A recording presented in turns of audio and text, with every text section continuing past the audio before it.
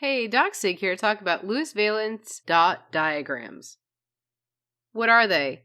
Well, they can go by different names, aka Lewis diagrams, electron dot diagrams, or Lewis dot. What they are is a way of using dots to represent valence electrons of an atom or monoatomic ion around the atomic symbol. So right there you can see I have phosphorus. It has 5 valence electron dots around it.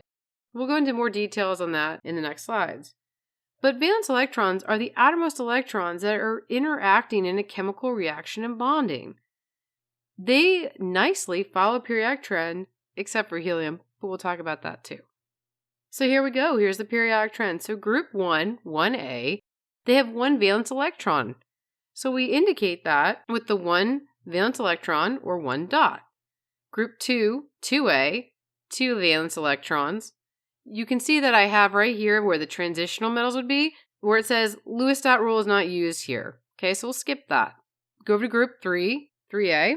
You can see 3 valence electrons. Group 4, 4 valence electrons. 5 valence electrons surrounding. 6 valence electrons. 7 valence electrons. And lastly, noble gas, group 8, 8A, 8 valence electrons, with the exception of helium. It's just too small, so it only gets 2. So how do we do the dots? Well, the big thing is to show repulsion, and so some teachers or professors will show you this method here, where you have the atomic symbol represented by the X, and then you start with the 1, 2, 3, 4, 5, 6, 7, and 8. So they use that to basically act as a guide. Honestly, as long as you show the distribution and you show the dots placed correctly, you're just fine. Over here I put an X to represent the atomic symbol, and I'm showing you the 2 dots and how they would be placed. And sometimes I get students that want to place them like this. No, don't do that. As long as you're showing the distribution correctly and with the correct valence electrons around the atomic symbol, you're good to go because you're setting yourself up for the next step, which is molecular geometry and Lewis structures.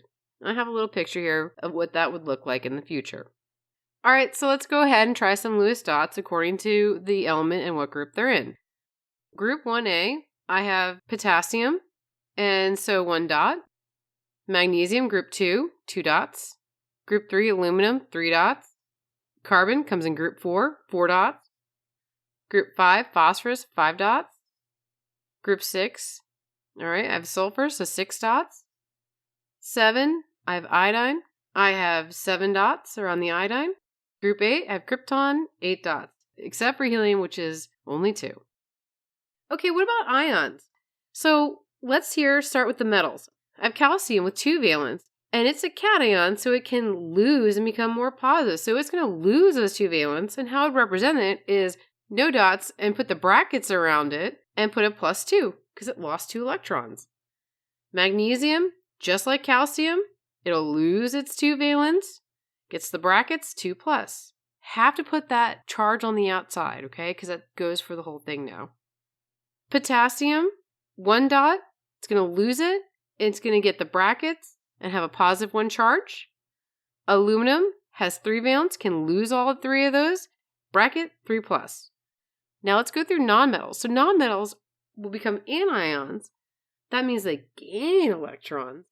And so how I do this is I have chlorine, 7 valence. I'm going to add 8. So now it has that octet 8 rule, gets the brackets around it, and has a -1 charge overall. Oxygen has 6 valence electron. It can gain 2, gets octet for filled, has the bracket around it, 2-. Nitrogen has 5 around it right now. It needs 3 to get all 8 to octet rule. And so it's going to get the bracket, 3-. Fluorine, 7, needs 1 electron to get all 8, gets that 1 electron, gets the brackets, and goes to the 1-. So here you go. How to do Lewis dots following the periodic trend with exceptions and also throwing in ions. Have a good one.